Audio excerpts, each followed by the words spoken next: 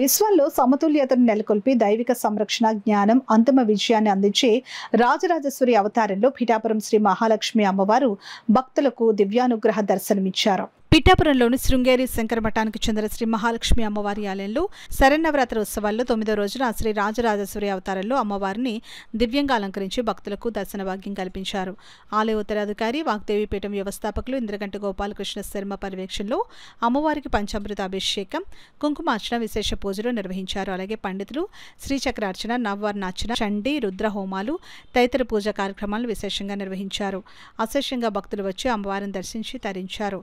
ఈ సందర్భంగా ఇంద్రగంటి గోపాలకృష్ణ శర్మ మీడియాతో మాట్లాడారు. కోట జగన్నాథ్ శర్మ, సుబ్రహ్మణ్యం మాస్టర్, దోళ్ల అయ్యన్న, చాంద్రపట్ల సుందర శర్మ, వేములూరు రాజ్ కుమార్ తదితరులు పాల్గొన్నారు. అమ్మవారి అలంకారం రాజరాజేశ్వరిగా అలంకరించడం జరిగింది. ధనుస్సు, పువ్వుల బాణాలు, చెరుకు విల్లు ఇవన్నీ కూడా అమ్మవారు ధరించి, పాశాంకుశాలను ధరించి మహారాజ్ఞి విశ్వానంతటిని పరిపాలించేటటువంటి రాజరాజేశ్వరి దేవిగా శక్తిగా ఆవిర్భవించినటువంటి రూపాన్ని ఇవాళ రోజు అలంకారం చేసుకోవడం జరిగింది ఈ శృంగేరి సంప్రదాయాన్ని అనుసరించి. అలాగే ఇవాళ రోజున ప్రతిరోజు చేసే విధంగానే నవావరణార్చన, చండీ సప్తశతి పారాయణ, చండీ హోమము, అమ్మవారికి లలితా త్రిశతి ఖడ్గమాల సహస్రనామాలతో, లక్ష్మీ సహస్రనామాలతో అర్చించడం జరిగింది.